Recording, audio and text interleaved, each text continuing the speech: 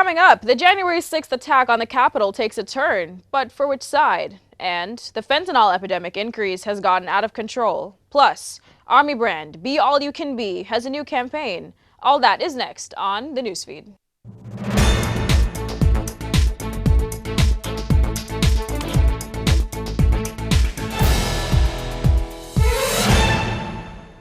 Thank you so much for joining us on the Newsfeed. My name is Izzy Price. And before we start, Preston, how's the weather looking for spring break? Yeah, Izzy, we're sitting nice and dry in the Metroplex right now after some considerable rain had fallen yesterday in the Metroplex, bringing some heavy local rain and some spotty hail showers that impacted most of us. But we're sitting nice and dry for the foreseeable future for the next 48 hours. But we do have some rain chances increasing later on this week, and we'll get into that later in the weekend and the 5-day forecast. Back to you, Izzy. Authorities are sharing more information about a group of 4 Americans who were kidnapped in Mexico after crossing the border for a planned medical procedure.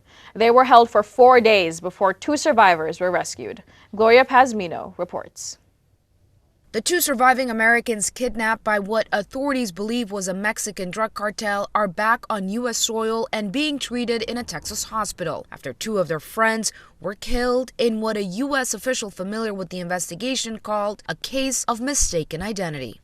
We extend our deepest condolences to their families and friends. The victims' family members say 33-year-old Latavia Washington McGee was trying to get to a clinic for a scheduled medical procedure. She and 3 traveling companions never made it there.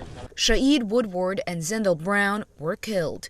Another, Eric Williams, was injured. The friends got lost on the way to the clinic, a friend of theirs told CNN. And the FBI said the group came under fire from unidentified gunmen. Then they were loaded into the back of a truck and abducted. 1 person has been detained in connection with the kidnapping. We have a firm decision to have security in this case as in others, and the investigation is ongoing to find who is responsible. Washington McGee, who was uninjured, spoke to her mother from the hospital Tuesday.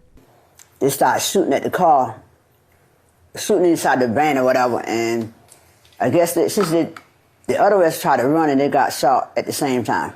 And she watched them die. In a lawsuit filed this week, 5 women say that uncertainty surrounding medical emergency exemptions in Texas has caused them irreparable harm. They say the hoops that they had to jump through to get the care that they needed left them with both physical and emotional trauma. One plaintiff in the lawsuit, Amanda Zawoski, says it took a 1.5 years of fertility treatments to get pregnant. But 18 weeks into her pregnancy, her water broke, and she was told by her doctor that the baby would not survive because of Texas abortion laws. Zawoski says she became septic before she was finally able to receive abortion care, which caused one of her fallopian tubes to permanently close. We were told by multiple doctors that the loss of our daughter was inevitable. I asked what could be done to ensure the respectful passing of our baby and what could protect me from a deadly infection now that my body was unprotected and vulnerable. My healthcare team was anguished as they explained there was nothing they could do because of Texas's anti-abortion laws, the latest of which, by the way, had taken effect 2 days after my water broke. Some GOP leaders in Congress voiced their disdain with Fox News host Tucker Carlson after Carlson aired security video from the January 6th attacks. Carlson characterized what happened at the U.S. Capitol as a mostly peaceful protest. Sarah Murray has more from D.C. After Fox News attempts to whitewash the deadly attack on the U.S. Capitol, even some Republicans are setting the record straight. And I think it was it was an attack on the Capitol. I think that breaking through glass, windows, and doors to get into the United States Capitol against the orders of police is a crime. To somehow put that in the same category as a permitted peaceful protest is just a lie. I think it's Fox host Tucker Carlson using curated clips of the Capitol attack to falsely claim there was no violent insurrection. These were not insurrectionists. They were sightseers. House Speaker Kevin McCarthy gave Carlson exclusive access to thousands of hours of video from January 6th. Speaker McCarthy is every bit as culpable as Mr. Carlson. as U.S. Capitol Police Chief Tom Manger tore into Carlson's program for its, quote, offensive and misleading conclusion. The program conveniently cherry-picked from the calmer moments of our 41,000 hours of video, Manger wrote in an internal memo. The commentary fails to provide context about the chaos and violence that happened before or during these less tense moments. It was a mistake, in my view, for Fox News to depict this in a way that's completely at variance with what our chief law enforcement official here at the Capitol thinks. The chief also defending fallen officer Brian Sicknick, who was attacked with chemical spray and physically fought members of the mob after Carlson questioned links between his death and the insurrection. Here is surveillance footage of Sicknick walking in the Capitol. A day after the Capitol attack, Sicknick died from a series of strokes. The medical examiner said he died of natural causes, but all that transpired on January 6 played a role in his condition. Sicknick's family slammed Fox in a statement, saying every time the pain of that day seems to have ebbed a bit, organizations like Fox rip our wounds wide open again, and we are frankly sick of it. Another Carlson claim that the QAnon shaman walked through the Capitol without pushback from police. But in court, where Jacob Chansley pleaded guilty, prosecutors say officers repeatedly tried to get him and others to leave. But officers felt outnumbered on January 6th and wary of confronting them. This as the Justice Department still works to hold rioters to account for the attack that day. We have charged more than 1,000 people with their crimes on that day, and more than 500 have already been convicted. I think it's very clear what happened on January 6th. Former president and current presidential candidate Donald Trump proclaimed, "Let the January 6 prisoners go," and offered his thanks to Carlson and McCarthy. The rise in fatalities due to fentanyl continue. When we return, find out if the Biden administration has put this epidemic as a top priority. Okay, Dad. 1, 2, 3.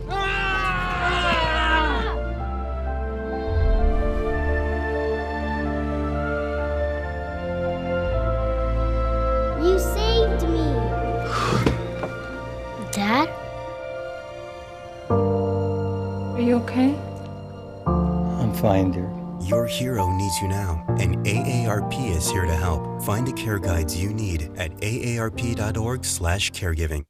When I got the opportunity to get her, there wasn't no choice. I told myself, I'm gonna take custody of my daughter. It's my baby. That's what we're supposed to do as men. Take care of our home, build a foundation, you know what I'm saying? Love, our money, she's my purpose. I'm here to walk with her, hold her hand until she can walk alone. Ain't nothing like being a father in this world.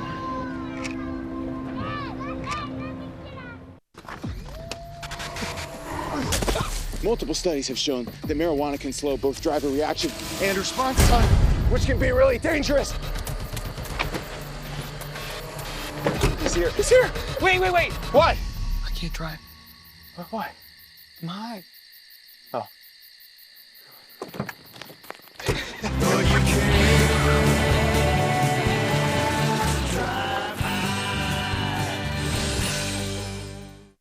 Do you want to meet a family with a transgender kid? Here we are.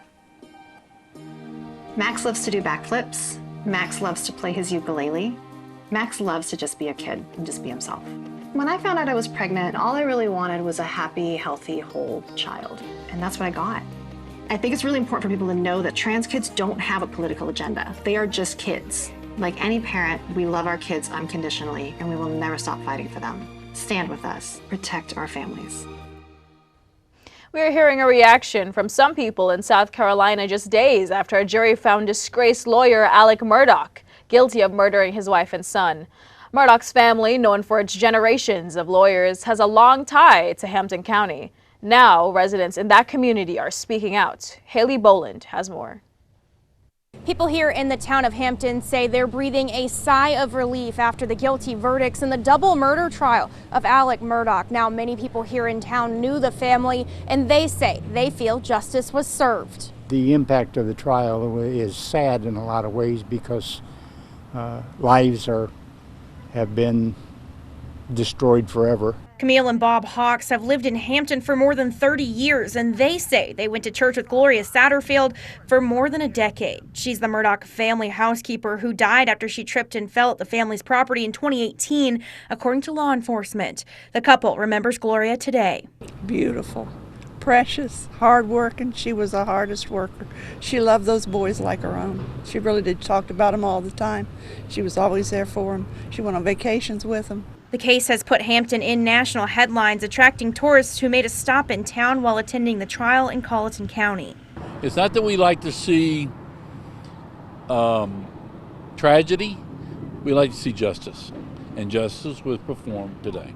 And locals saying the Murdaugh family has been the topic of town chatter for years. This is the talk of everything. It's, everybody's Alec Murdaugh. Alec, did he do it? Did he not do it? You know what I'm saying? Oh, look at all the evidence, and then, but if like I said, if you know the Murdaughs, this town was influenced by the Murdaughs. They could get away with whatever they wanted to at one time, but that day is over today.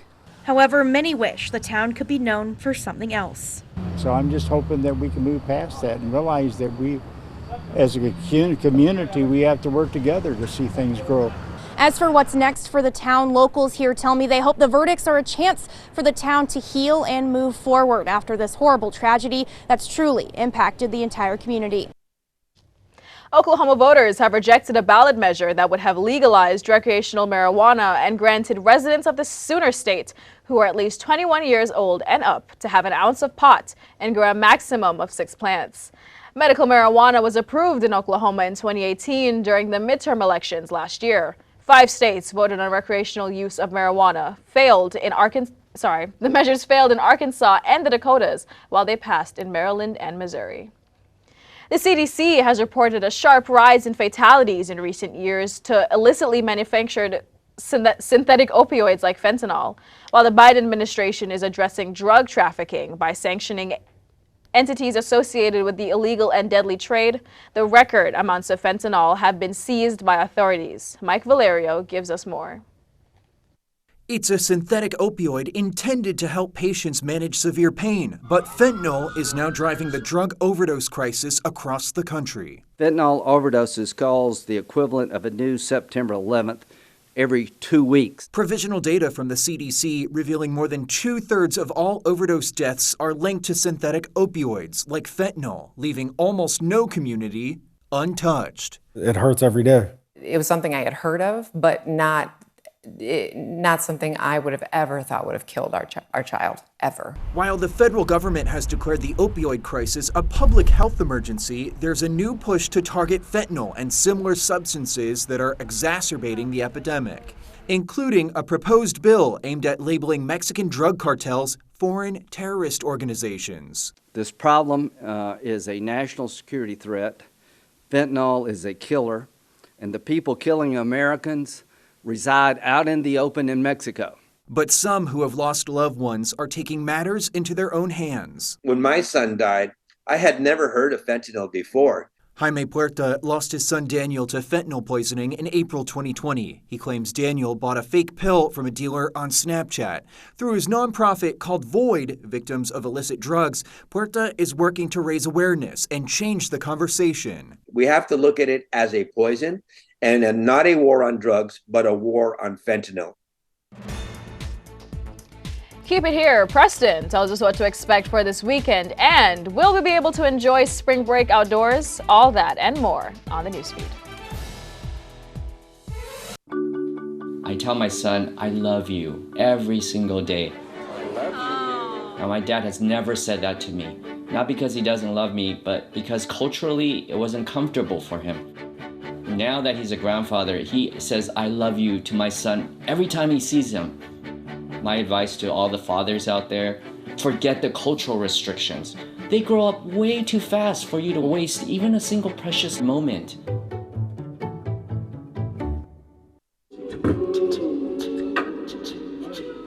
Man, it's lonely. Like, going through life lonely.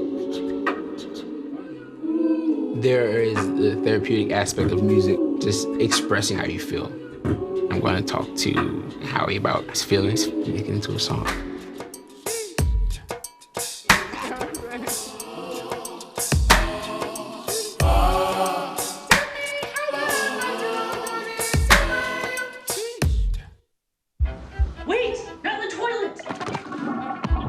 No, don't do that. No. Don't hit your brother. Ooh. Not again. What did I tell you about playing in the mud? Raffy, not so close to the pool. Wait! Frankie, happy. What are you doing? We told you never to touch the gun! I'm sorry, I didn't think it was that big of a deal. You could have hurt yourself! Safely store your guns, unload, lock, and away from ammo.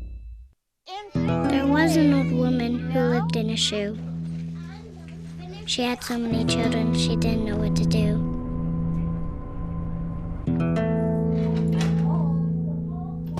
She gave them some broth without any bread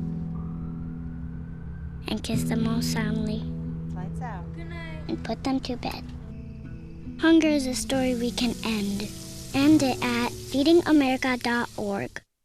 Welcome back to NewsFeed. After a week of mixed bag weather from severe weather, cold rain, and sunshine, we have finally dried up in the Metroplex, and we look to stay dry, as you can see, for the next 48 hours, as considerable sunshine will be shining through the Metroplex. But looking at your current forecast right now, high about 60 degrees with low about 44 or 54, I should say, is expected today. Mostly sunny skies throughout the Metroplex, but we do stay cool, unfortunately, due to the winds blowing about 20 miles per hour, blowing in from the south. Now, the winds do die down on your weekend, but that does cause it to heat up dramatically. 85, almost reaching 90 on Saturday. Lows about 51 degrees. High about 64 on Sunday with lows of 43 as clouds do reemerge and a stalled cold front does roll in from the north, but it's relatively weak. So we do stay dry, but considerable cloud cover will roll in into your 5-day forecast. Now looking ahead for the first half of your work week, we do stay relatively cold as that stalled cold front does reemerge. 56 on Monday with lows of 40, high about 63 on Tuesday with lows of 49, and a high about 57 with a low of 39 on Wednesday. Now the clouds do shift and the winds do shift from the south, and that does cause us to heat up more on Thursday. High about 70 with low of 47 on Thursday, and the clouds do reemerge on Friday with the rain chances increasing to close out your spring break. High about 60 with a low about 40 on Friday. Now looking ahead at your future March forecast, we do stay below average in the temperature degree range, staying about the high 50, low 60 degree range, but we do see expected rain to be coming in later in March. You may be getting the first glimpse of spring, but some in Alaska aren't, and that's good because the most famous dog sledding race got underway there this Sunday. The Iditarod this year will see the smallest number of competing teams at only 33, but they'll sled almost 1,000 miles to Nome. Among them are 2 former champion mushers and 11 rookies. There's also a little bit of a romance story, as one competitor has 2 dogs pulling her sled that she says fell in love with each other over the summer. A study found more than 170 trillion plastic particles have polluted the world's oceans. Researchers analyzed data between 1979 and 2019 and nearly 12,000 sampling points in the Atlantic, Pacific, and Indian Oceans, as well as the Mediterranean Sea. They say plastic production has soared in the last few decades, particularly single-use plastics, making it difficult for waste management systems to keep up. One plastic gets into the ocean, it breaks down into tiny pieces, making it difficult for the cleanup process to happen. The United Nations has agreed to create a legally binding global plastics treaty by 2024, which should address plastics from production to disposal. The plastic production is predicted to quadruple by 2050. 19-year-old Keith Melvin Moses has pled not guilty to killing 3 people in Orlando, Florida. One of them included a TV journalist who was covering the death of 38-year-old Natasha Augustine, who had been shot earlier in the day. Authorities say Moses returned to the scene and then shot 24-year-old reporter Dylan Lyons. Then he allegedly shot a 9-year-old to death at her home a short time later. Moses' plea was filed on Monday. Are the Mavericks playing themselves right out of a play? Jason is next with Timeline Sports. I am what hunger looks like in America. I am an 8-year-old girl who's not excited for the last day of school. Because this may be the last time I'll have lunch. Till September. I am a single father of 2 who works 3 part-time jobs, and that's still not enough to put food on the table. I was created by artificial intelligence from faces of the 1 in 8 Americans who struggle with hunger. Feeding America, 200 food banks strong. If I could be you, and you could be me for just 1 hour. If we could find a way to get inside each other's minds. Walk a mile in my shoes. Walk a mile in my shoes. Well, before you abuse, criticize, and accuse. Walk a mile in my shoes.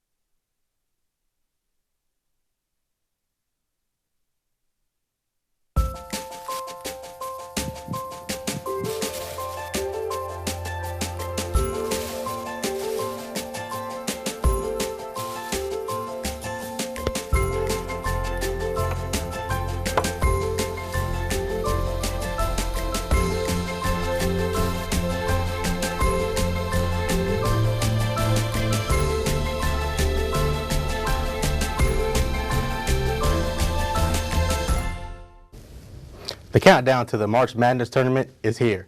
Both TCU and North Texas are projected to be in the field of 68, but we will find out for sure Sunday. For North Texas, they picked up a big win yesterday in the Conference USA tournament over Louisiana Tech, while TCU won a close game versus Kansas State and will take on Texas tonight in the Big 12 tournament.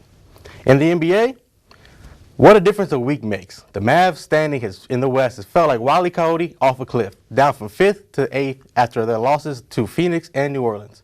All-star Luka Doncic left the game in the third quarter versus New Orleans with a thigh tightness. The team reported the MRI was clean, but Luka will miss some time. The Mavs will take on Memphis tomorrow. Luka being injured adds to the list of growing superstars that are missing time the regular season. On that list is Zion Williamson, LeBron James, and now Kevin Durant. The Mavericks' roommate at the AAC, though, are skating their way to a potential top seed in the Western Conference. With big wins over Buffalo and Colorado this past week, they're currently in the top seed with 17 games left in the regular season. And this weekend, they head to the Northeast for a back-to-back in Seattle, then off to Vancouver. And in baseball, countdown to MLB Opening Day is officially 3 weeks away. The Rangers have announced the pitcher will be John Gray for the opening day. And here's the opening day stat for you. That opening day 1974, Hank Aaron tied Babe Ruth's all-time home run mark at 714. The record would stand until eventually broken by Barry Bonds. And also, Texas Tech's head coach Mark Adams has officially stepped down as their head basketball coach. This comes days after he was suspended for making a racially insensitive comment when referencing Bible verses about slaves serving their masters. A comment Texas Tech is calling inappropriate, unacceptable, and racially insensitive. Adam responded to the backlash saying his comments were not racist, adding that he was quoting the Bible verses to encourage the student athletes to be more receptive to coaching.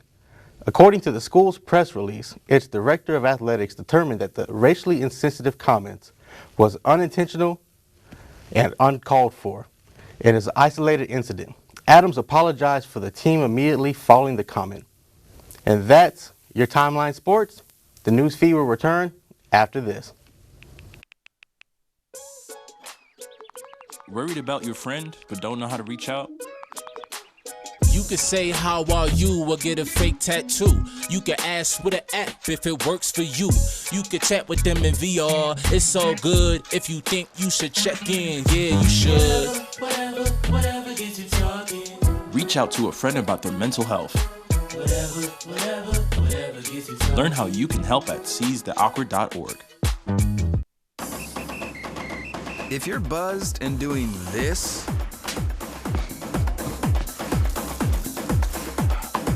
to make yourself feel okay to drive, ZWX.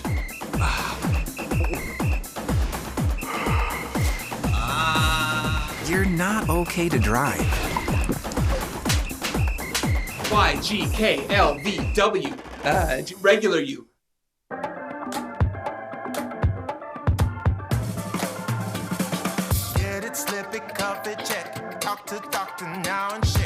Get it? Slip it, cuff it, check it. High blood pressure silently affects millions of Americans. Staying on top of your blood pressure is as simple as these 4 easy steps. Self-monitoring is power. Visit manageyourbp.org to learn more. President Joe Biden released his annual budget yesterday, outlining his policy priorities for the year ahead. This comes after the U.S. hit its debt ceiling earlier this year, which Republicans are tying to the debt ceiling needing to be raised. However, the White House has said that raising the debt ceiling is non-negotiable.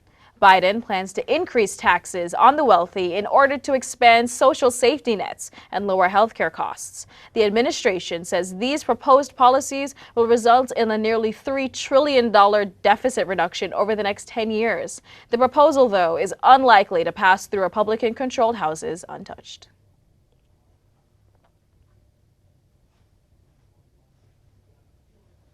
The U.S. Army is rebranding as it struggles to hit its recruitment goals. The service released its 2 new commercials Wednesday, centered around the classic Army slogan, "Be All You Can Be."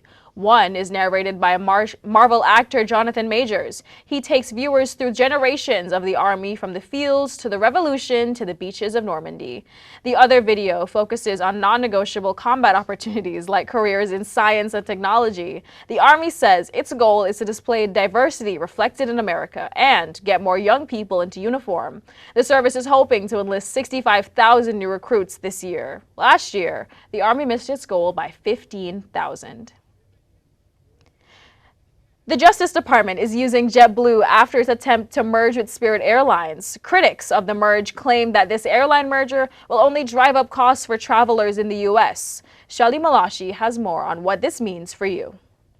The merger between Spirit and JetBlue has hit major legal turbulence. The Justice Department filed a lawsuit Tuesday to block JetBlue's acquisition of the budget airline. We allege that if allowed to proceed, this merger will limit choices and drive up ticket prices for passengers across the country. So what does that mean for you? Travel expert Scott Keyes says the merger is harmful for consumers, saying less airlines competing for your business could translate to higher airfares, and the merger could likely drag on in the legal system. The matter will go likely to federal court. JetBlue indicating that they would sue to allow the merger to go through, to block the government's action. The Justice Department points out that Spirit's lowest bottom line business model, which charges customers extra for everything, including carry-on bags, is what forces larger carriers to offer a percentage of their seats at the lowest possible price to compete. The impact of this merger will be particularly harmful